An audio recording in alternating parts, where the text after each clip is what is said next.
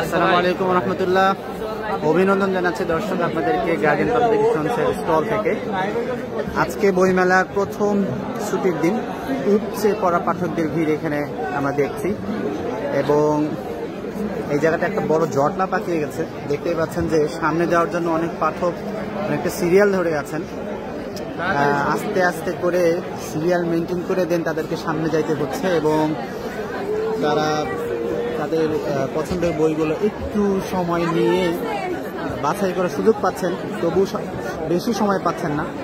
আমাদের যদি একটা প্যাভিলিয়ন দেওয়া যেত তাহলে খুবই ভালো হতো, কিন্তু সেটা যেহেতু সম্ভব হয়নি, একটু কষ্ট করে একটু ইয়া করা হচ্ছে যে আমরা একটু যদি ভিড় টেনে সামনে যাওয়ার চেষ্টা করি।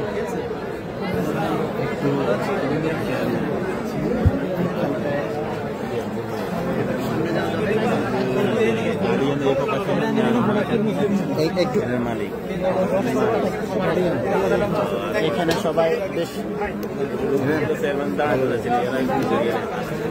আজকে কেমন লাগছে আপনার প্রথম দিন? আসসালামু আলাইকুম। ভীষণ ভালো লাগছে।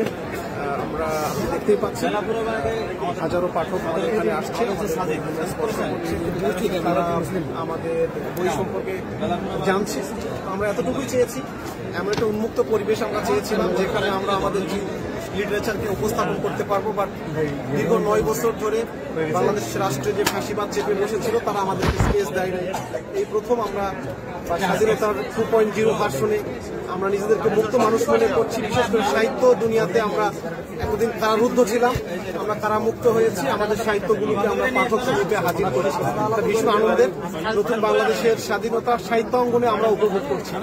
তো বাংলা একাডেমিকে ধন্যবাদ, বাংলাদেশের পাঠকদেরকে ধন্যবাদ, শুভেচ্ছা। আপনারা আসুন, আমাদের বইগুলো আপনারা দেখুন। আমরা আপনাদের জন্য এই সাহিত্য নির্মাণ করেছি, একটু দেখে যাবেন এসে। Thank you very much. প্রচুর পাঠক এখানে সিরিয়াল ধরে আছে, সিরিয়াল মেনটেন করে সামনে আসতে হচ্ছে। তো এই ব্যাপারে আপনার কোনো বলার বা কিছু? আমরা বাংলা একাডেমিকে এটা বলার চেষ্টা করেছিলাম যে বাংলা একাডেমি আমাদের একটা প্যাভিলিয়ন দেয়, অ্যাটলিস্ট বাংলা একাডেমি হয়তো ফিল করতে পারে নাই। আমরা বাংলা একাডেমি বারবার বলে ভিডিওগুলো বাংলা একাডেমির নজরে আসবে। যদি তাদের মনে হয় যে আমাদের স্টল বাড়িয়ে দেওয়া দরকার, নেক্সট বছরে আমরা অ্যাটলিস্ট একটা প্যাভিলিয়ন আমরা চাই আর কি। প্যাভিলিয়ন ছাড়া গার্ডিয়ানকে পাঠকদের কাছে উপস্থাপন করা সত্যই কঠিন। বই লাগলে বলেন দিব। ঠিক আছে, ধন্যবাদ।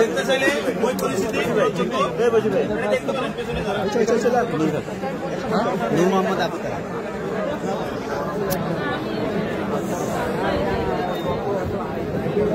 দর্শক ধন্যবাদ আপনাদেরকে এতক্ষণ আমাদের সাথে থাকার জন্য।